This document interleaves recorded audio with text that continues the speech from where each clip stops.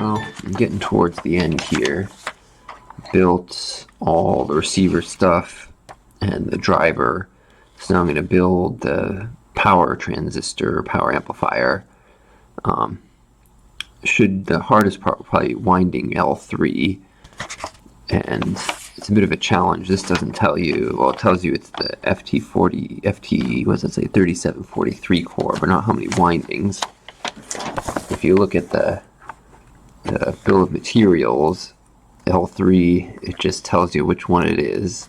It's not very useful. What you have to do is look through the this badly written description, and I've highlighted it here, but L3 is FT37-43 is a black one with 11 turns, and L4 in the low pass filter is on the other one, the red one, T37-2, with 16 turns.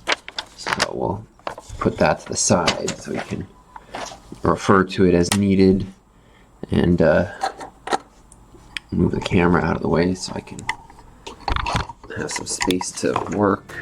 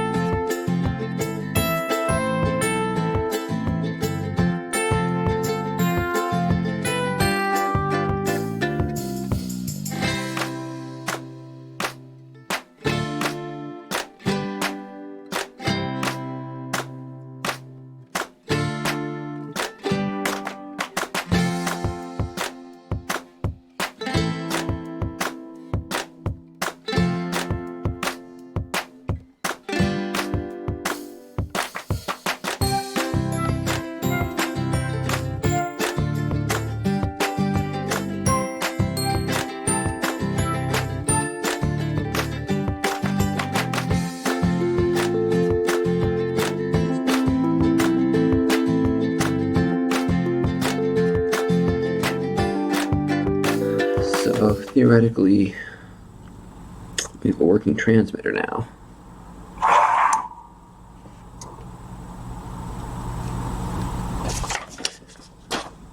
Let's test it out.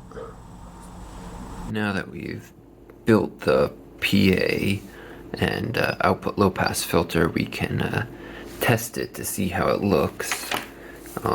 Right now I've got the input probe hooked up to the LO here before the capacitor, and the output probe I have on the dummy load at the antenna.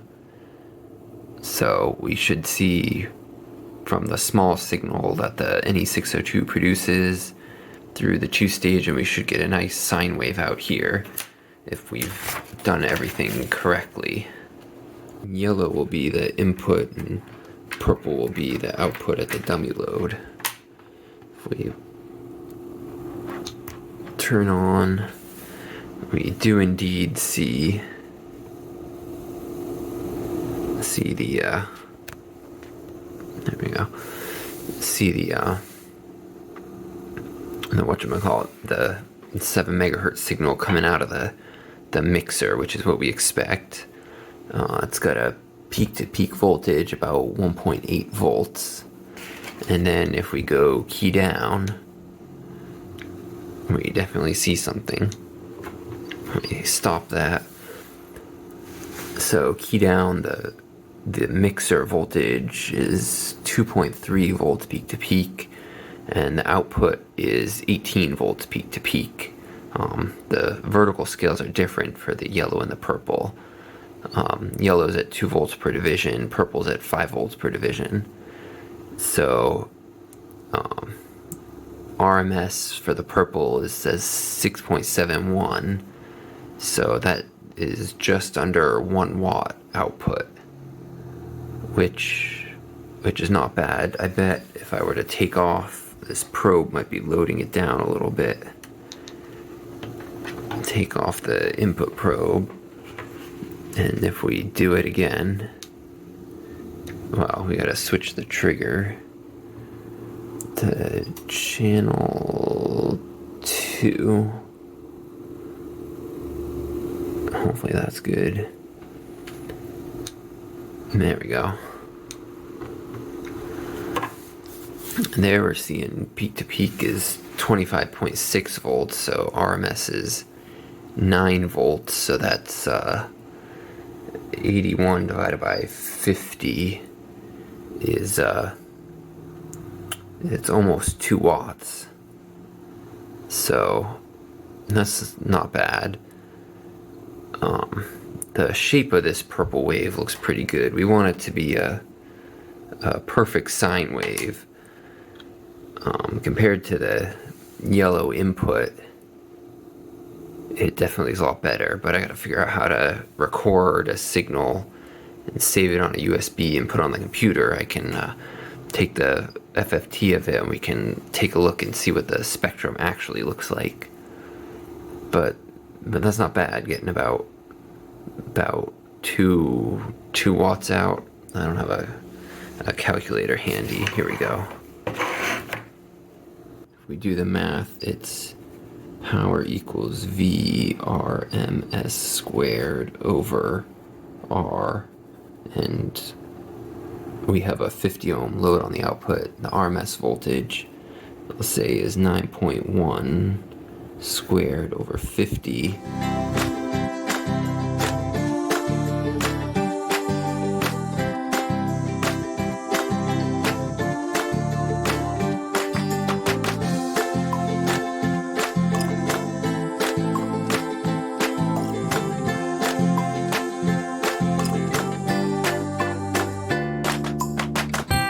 Power out is 1.66 watts,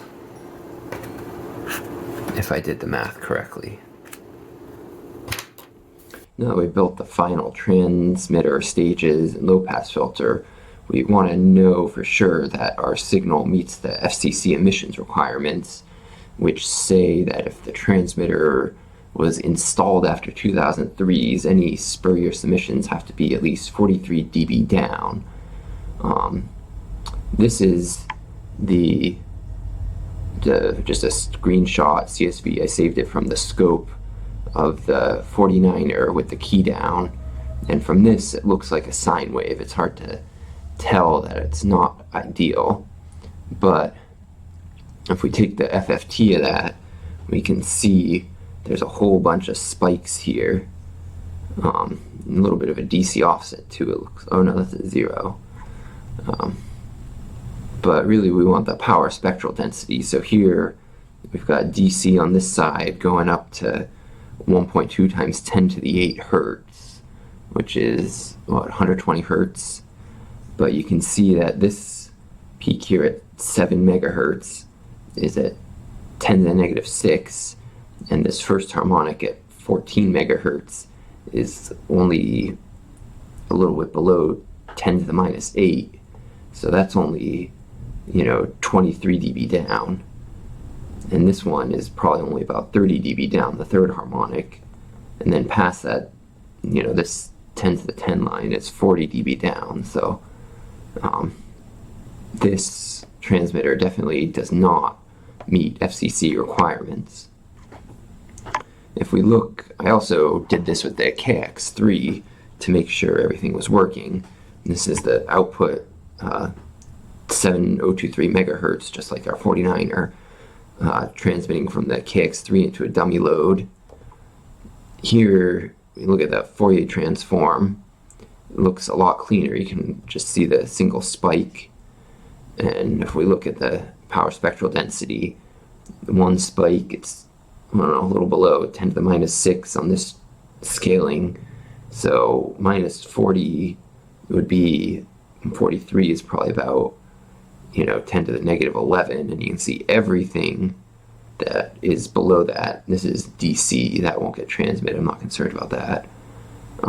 So the KX3 definitely meets FCC requirements as you'd expect for a well-built transceiver. So if we want to be totally legal, we need to add some elements to our output low-pass filter to clean that up a little bit. Well, I added some elements to the filter, as you might be able to see here.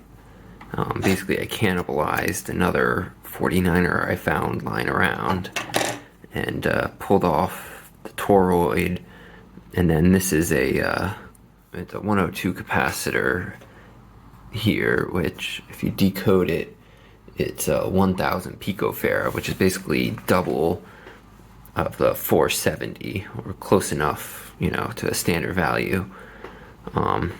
So not sure this is a super great filter, but it's what I had on hand, and without going crazy trying to design the perfect one. And so now I'll show you how that looks after you run it through and determine the power spectral density. And this is the new filter, just 470 picofarad, and then two 1 microhenry inductors. So this is the original with only the 3-element filter. I've added this line here, which is 43 dB down from whatever the peak here is. So obviously this is the signal we want, and these two harmonics are well above it. With the 5-element filter that I just built, it looks like this. You can see slightly less power coming out, but we've knocked this 3rd harmonic down below the limit, and the second one is definitely lower. Here it's almost up at 10 to the 8th, 10 to the negative 8th, and here it's not even 10 to the negative 9. So it's definitely improving. If I was gonna put this on the air a lot, I would want to fix the filter, make it better, knock this down a little bit more. But if I just want to make 1 or 2 contacts to show that it works, I am not going to stress out about making this filter any better. So I think it's in a good state right now.